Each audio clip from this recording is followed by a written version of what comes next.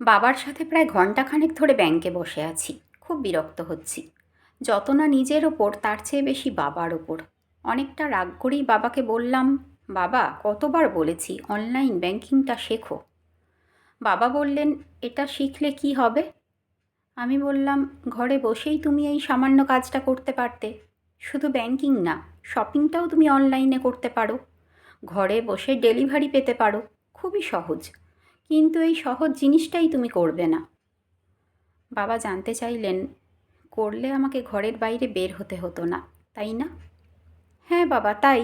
এখানে এসে ঘণ্টাখানেক অনর্থক বসে থাকতে হতো না। এরপর বাবা যা বললেন তাতে আমি নির্বাক হয়ে গেলাম। বাবা বললেন, এত সময় বাঁচিয়ে তোমরা কি করো? ফোনেই তো সারাক্ষণ ব্যস্ত থাকো। কবে শেষ দিন তুমি তোমার বন্ধুর বাবার সাথে কথা বলেছ? 10 হাত দূরে প্রতিবেশী বৃদ্ধ কাকার খবর নিয়েছ? অথচ আপনজনের সাথে দেখা করতে আমরা 10 মাইল পথ হেঁটেছি। সময় বাঁচানোর চিন্তা করিনি। মানুষ যদি মানুষের পাশেই না যায়, তবে এত সময় বাঁচিয়ে কি হবে বলো তো? বাবার কথা পাশ থেকে মানুষেরা শুনছেন, আমি চুপচাপ বসে আছি। বাবা বললেন, ব্যাংকে প্রবেশের পর থেকে 4জন বন্ধুর সাথে কুশল বিনিময় করেছি। তুমি জানো আমি ঘরে একা থাকি, তাই ঘর থেকে বের হয়ে আসাটাই আমার আনন্দ। এইসব মানুষের সাহচর্যটাই আমার সঙ্গ। আমার তো এখন সময়ের কমতি নেই, মানুষের সাহচর্যেরই কমতি আছে। ডিভাইস, হোম ডেলিভারি এনে দেবে অনেক কিছু, কিন্তু মানুষের সাহচর্য তো আমায় এনে দেবে না। মনে পড়ে 2 বছর আগে আমি অসুস্থ হয়ে পড়েছিলাম। যে দোকান থেকে আমি দৈনন্দিন কেনাকাটা করি, তিনি আমাকে দেখতে গিয়েছিলেন। আমার পাশে বসে থেকে মাথায় হাত রেখেছিলেন। আমার চোখ জলে ভরে গিয়েছিল। তোমার ডিভাইস বড়জোর একটা যান্ত্রিক ইমেল পাঠাবে, কিন্তু আমার পাশে বসে থেকে চোখের জল তো মুছে দেবে না, বরং মনের কষ্ট আরও বাড়াবে, তাই না? চোখের জল মুছে দেওয়ার মতো কোনো ডিভাইস কি তৈরি হয়েছে? সকালে হাঁটতে গিয়ে তোমার মা পড়ে গিয়েছিলেন। কে তাকে ঘরে পৌঁছে দিয়েছিল? অনলাইন মানুষের অ্যাকাউন্ট চেনে, সে তো মানুষ চেনে না। মানুষের ঠিকানা চেনে, কিন্তু রাস্তায় পড়ে থাকা মানুষের ঘর তো চেনে না।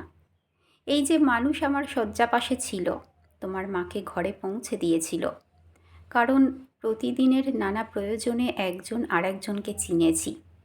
সব কিছু অনলাইন হয়ে গেলে মানুষের স্পর্শ বা হিউম্যান টাচটা কোথায় পাবে বলো তো? আর পায় না বলেই পাশের ঘরে মানুষ মরে গিয়ে লাশ হয়ে থাকে। দুর্গন্ধ না আসা পর্যন্ত কেউ কারো খবরও আর রাখে না। বড় বড় অ্যাপার্টমেন্টগুলো আমাদের অ্যাপার্টি করে দিয়েছে।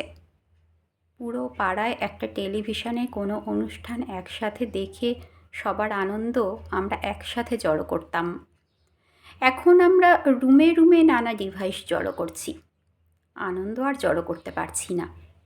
এই যে ব্যাংকের ক্যাশিয়ারকে দেখছো, তুমি তাকে ক্যাশিয়ার হিসেবেই দেখছো, সেলসম্যানকে সেলসম্যান হিসেবেই দেখছো, কিন্তু আমি সুখ দুঃখের অনুভূতির একজন মানুষকেও দেখছি।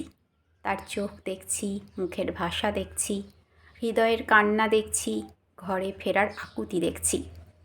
এই যে মানুষ মানুষকে দেখা, এটা একটা বন্ধন তৈরি করে। অনলাইন শুধু সার্ভিস দিতে পারে, এই বন্ধন দিতে পারে না। পুণ্য দিতে পারে না, পণ্য দিতে পারে। এই যে মানুষের সাথে হাসি মুখে কথা বলা, কেমন আছো জিজ্ঞেস করা, এখানে শুধু পণ্যের সম্পর্ক নেই, পুণ্যের সম্পর্কও আছে। আমি বললাম, বাবা, তাহলে টেকনোলজি কি খারাপ? বাবা বললেন, টেকনোলজি খারাপ না, অনেক কিছু সহজ করেছে। ভিডিও কলের মাধ্যমে ছেলে মেয়েরা পড়াশোনা করছে, অনেক কিছু শিখছে। তবে টেকনোলজির নেশাটাই খারাপ। স্ক্রিন অ্যাডিকশান ড্রাগ অ্যাডিকশানের চেয়ে কোনো অংশে কম না। দেখতে হবে এই ডিভাইস যেন আমাদের মানবিক সত্তার মৃত্যু না ঘটায়। আমরা যেন টেকনোলজির দাসে পরিণত না হই।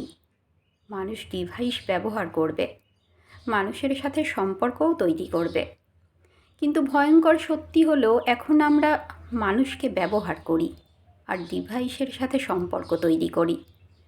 মানুষ ঘুম থেকে উঠে আপন সন্তানের মুখ দেখার আগে মোবাইলের স্ক্রিন দেখে। সায়েন্টিফিক রিসার্চ ইনস্টিটিউট এটাকে ভয়ঙ্কর মানসিক অসুখ বলে ঘোষণা করেছে। কিছুদিন আগে আশা ভোঁসলে একটা ছবি পোস্ট করে ক্যাপশনে লিখেছেন, আমার চারপাশে মানুষ বসে আছে, কিন্তু কথা বলার মানুষ নেই, কারণ সবার হাতে ডিভাইস।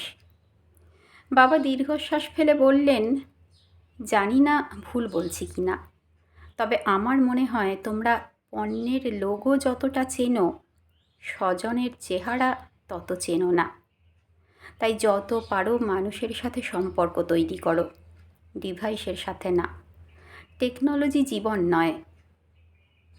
এই সময় বাবাকে কাকু বলে কে একজন ডাক দিলেন। বাবা কাউন্টারের দিকে হেঁটে যাচ্ছেন। এই প্রথম আমি বুঝতে পারলাম বাবা কেবল ক্যাশিয়ারের দিকে যাচ্ছেন না, একজন মানুষ আর একজন মানুষের কাছেই যাচ্ছেন।